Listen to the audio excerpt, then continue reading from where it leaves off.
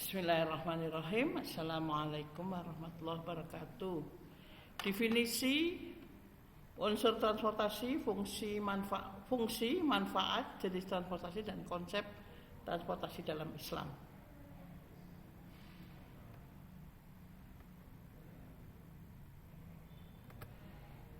Oke. Definisi transportasi.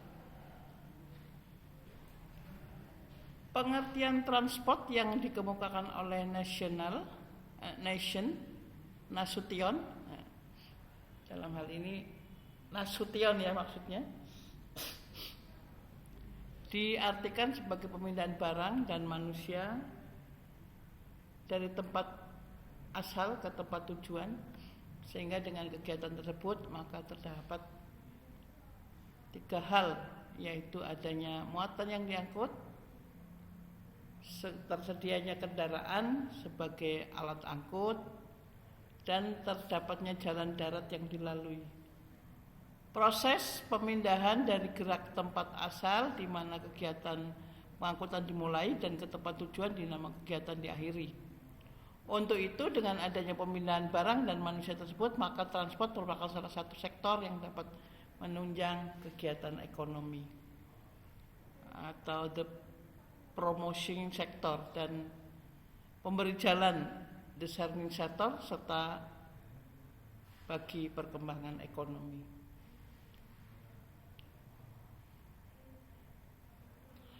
Kemudian menurut Steinbrink tahun 1974,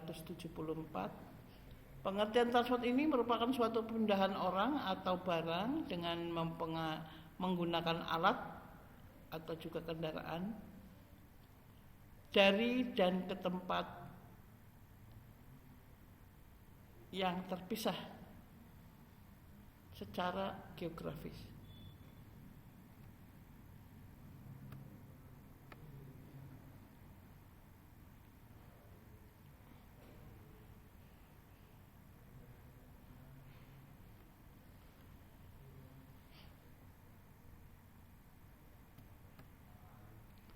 Pengertian lainnya dikemukakan oleh Susilo pada tahun 1999 yang mengemukakan bahwa transportasi merupakan pergerakan tingkah laku orang dalam ruang, baik dalam membawa dirinya sendiri maupun membawa barang. Nah, selain itu, Tamim 1997 ya mengungkapkan bahwa prasarana transport mempunyai dua peran utama, yaitu satu sebagai alat bantu untuk mengarahkan pembangunan di daerah perkotaan, dan sebagai prasarana bagi pergerakan manusia dan atau barang yang timbul akibat adanya kegiatan daerah tersebut.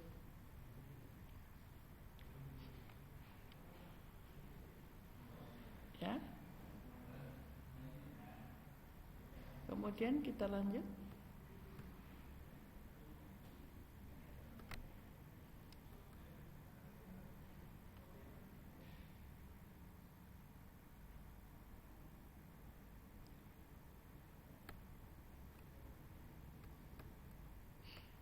Menurut Murlock tahun 1981, pengertian transport merupakan kegiatan atau aktivitas memindahkan atau mengangkut sesuatu dari satu tempat ke tempat lainnya. Kemudian menurut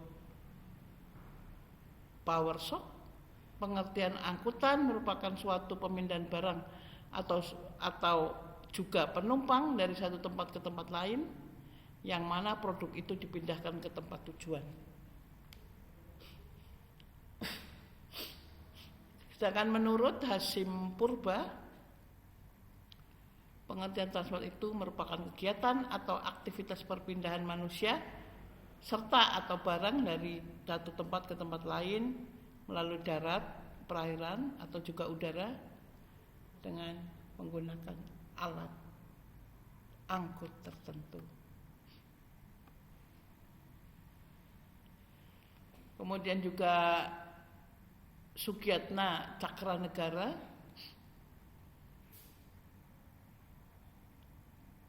pengertian transport merupakan pemindahan barang, commodity of goods, serta juga penumpang dari satu tempat ke tempat lain, sehingga pengangkut itu menghasilkan jasa angkut atau juga produksi jasa bagi masyarakat yang membutuhkan untuk pemindahan atau juga pengiriman barang. Kemudian menurut Miro, pengertian transport merupakan suatu usaha memindahkan, menggerakkan, mengangkut atau juga mengalihkan suatu objek dari satu tempat ke tempat lainnya. Di tempat itu objek yang dipindahkan itu lebih bermanfaat atau juga bermanfaat untuk tujuan tertentu. Nah, sekarang kita unsur transportasi. Manusia yang memerlukan transportasi, barang yang dibutuhkan manusia, kendaraan adalah sarana dan prasarana transport, jalan juga sarana dan prasarana, kemudian organisasi mengelola kegiatan transport. Sebagian besar kegiatan atau aktivitas manusia sehari-hari itu berhubungan dengan menggunakan alat transport. Dengan alat pengangkutan itu, maka manusia akan lebih mudah untuk berpindah tempat atau juga memindahkan barang ke tujuan tertentu.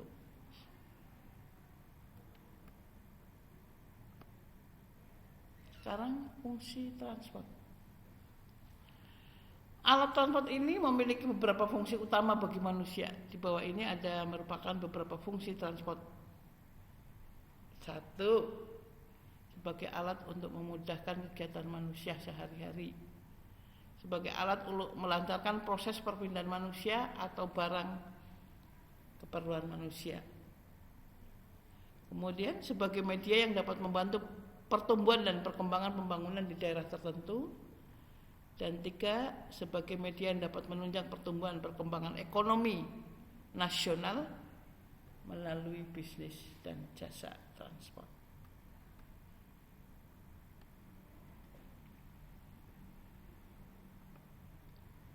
Manfaat transport.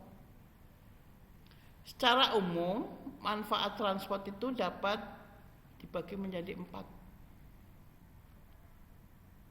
Di antaranya sebagai berikut. Manfaat bagi ekonomi.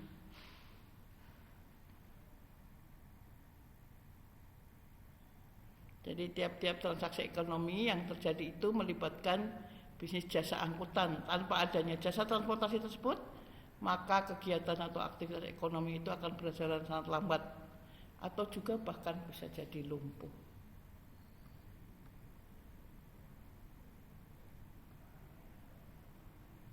Kemudian yang ketiga adalah manfaat untuk kewilayahan. Indonesia sendiri terdiri dari banyak pulau, sehingga dari hal tersebut dibutuhkan alat transportasi supaya dapat menjangkau tiap-tiap daerah di negara ini.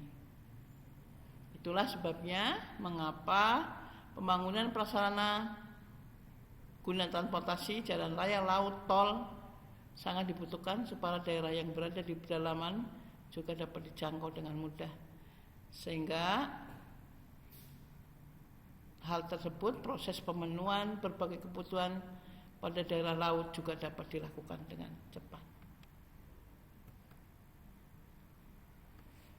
Kemudian yang keempat, manfaat secara politis.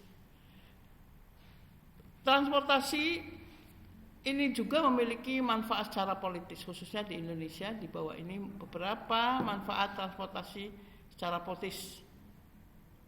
Di antaranya sebagai berikut.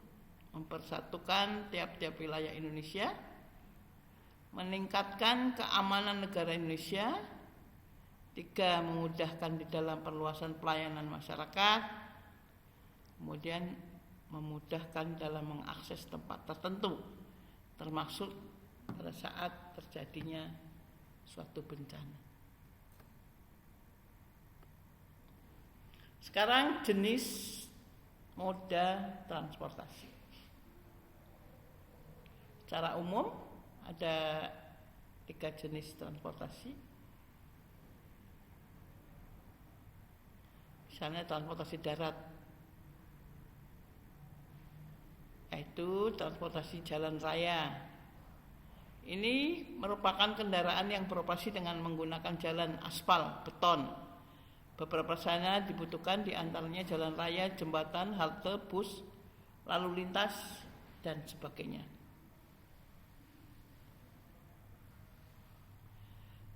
Alat transportasi jalan raya diantaranya ialah sebagai berikut: mobil, ya, baik mobil penumpang maupun mobil angkutan maupun mobil pribadi. 3, sepeda motor, kendaraan penggerak yang sangat banyak juga digunakan oleh masyarakat Indonesia. Sepeda, kendaraan roda 2 yang digerakkan oleh manusia. Ini kemudian kereta api, kereta listrik, ya, yang menggunakan bahan bakar batu bara juga listrik, di mana arah dan tujuannya sesuai rel. Alat transportasi ini sangat populer di sini, ya. Selain karena lebih ekonomis, kereta ini juga cepat dan juga bebas macet. Beberapa prasarana yang dibutuhkan dalam kereta: stasiun kereta, rambu kereta, rangkaian listrik, serta banyak beberapa hal lagi.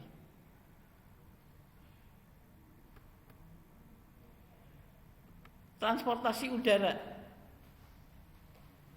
Jadi transportasi ini merupakan kendaraan yang melakukan operasinya di udara,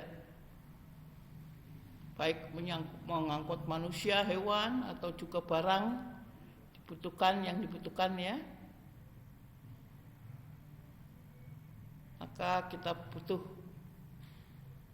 di antara bandara, kemudian operator penerbangan, serta yang lainnya. Yang ketiga adalah transportasi air. Transportasi ini merupakan semua jenis kendaraan yang melakukan operasinya di perairan, seperti kapal laut, kapal selam, perahu, feri, serta lainnya.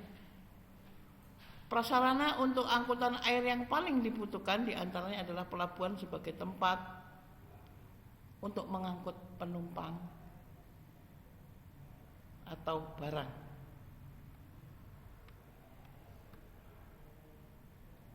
Contoh angkutan udara, ini ada helikopter, ada pesawat besar, ya. Bahkan mungkin zaman dulu ada balon.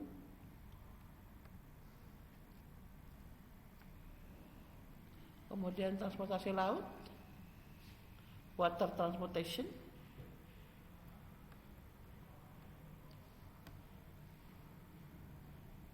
Kemudian konsep transportasi di dalam Islam. Nikmat Allah Subhanahu wa taala ternyata bukan saja yang ada di langit, darat, dan laut, tetapi termasuk kenikmatan memanfaatkan media transport. Berdasarkan firman Allah dalam surat Az-Zukhruf ayat 12. Dan yang menciptakan semua yang berpasang-pasangan dan menjadikan untukmu kapal dan binatang ternak yang kamu tunggangi. Ya. Dari ayat di atas ada kata an'am atau binatang ternak.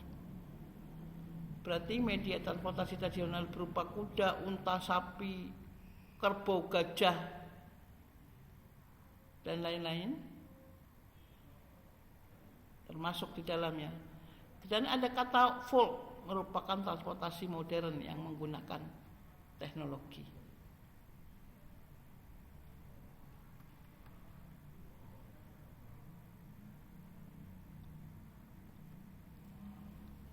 Terima kasih saudara-saudara sekalian. Ini pertemuan kita yang selanjutnya. Wassalamualaikum warahmatullahi wabarakatuh.